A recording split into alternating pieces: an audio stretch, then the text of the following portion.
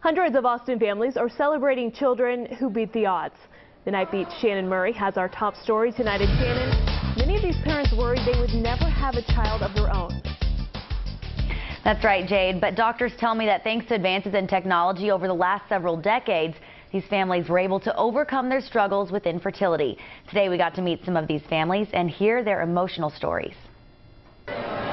Brian and Rachel Westerman's daughter Reagan is 10 months old today. She's talkative and she's so vocal and she's so endearing and she is so loving and she has been a smiler. It's exciting.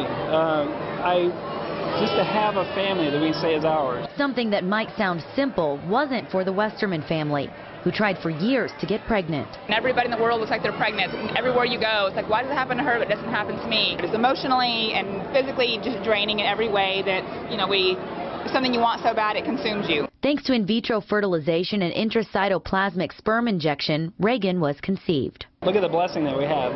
This is what it all boiled down to. This is what it's all about. I mean, this is why we come to work every single day. Dr. Kaylen Silverberg helped the Westerman family and hundreds of other families who showed up at the annual baby reunion on Sunday. This is the once-a-year party where we have everybody come back, and so everybody gets to see everybody. Our staff gets to meet these babies. The event allows families to reconnect and swap stories. It's a bunch of people who are in the same position that we were in. The Texas Fertility Center says more than 80% of couples completing treatment with a fertility specialist will have a baby. 25 to 30 years ago is really the stone age in fertility treatment.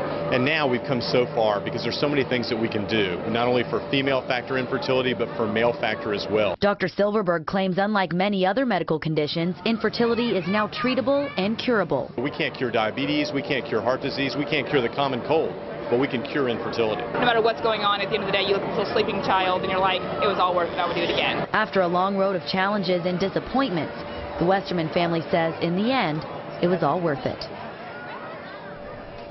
The Texas Fertility Center says in 1984, the success rate for in vitro was less than 10%.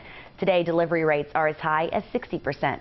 For more information on the center, you can visit KVUE.com. Shannon Murray, KVUE News Night Beat.